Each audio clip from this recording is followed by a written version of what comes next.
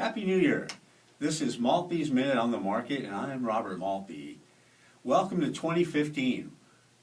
This is a year, as we start off, that will be dominated by three key headwinds: the strong dollar, lower oil prices, and a slowing global economy, all of which can provide a hurdle for S&P 500 companies.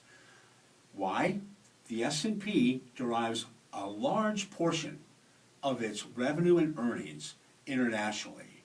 These factors could impact that significantly. All in, we think the returns on the S&P will range between 5 to 10%. On the other hand, these factors could prove to be a boon for U.S. domestic-based small and microcap equities. It's estimated that the drop in oil prices from 80 to 50 provides U.S. consumers with a $150 billion equivalency of a tax cut. Combine that with the multiplier of money velocity, and this is a significant pickup to overall domestic GDP. Now, we think there's going to be three keys to success this year: finding growth and value, and of course, an eye towards selectivity here.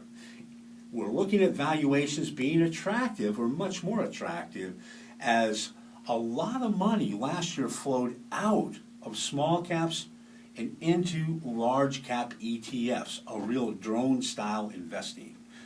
All in this year, the average, the equal weighted Russell 2000 trades at a much more reasonable level of about 16 times earnings. So, in our portfolio, we feel we're well positioned for this, with a 15 PE ratio on average and an expected growth rate of 20%.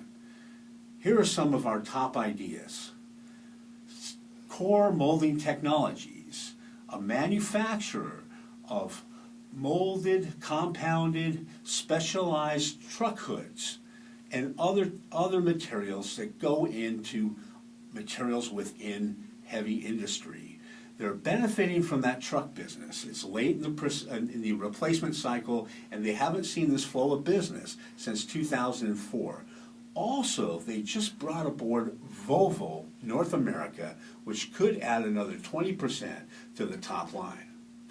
Another company we like is Affiliated Holdings. This is a niche insurance company. They insure a very unique portion of the automobile market: taxis, specialty limos, companies that are involved with private line limos. And we see that this is a $1.5 billion market opportunity that has been largely abandoned by the larger carriers as being de minimis.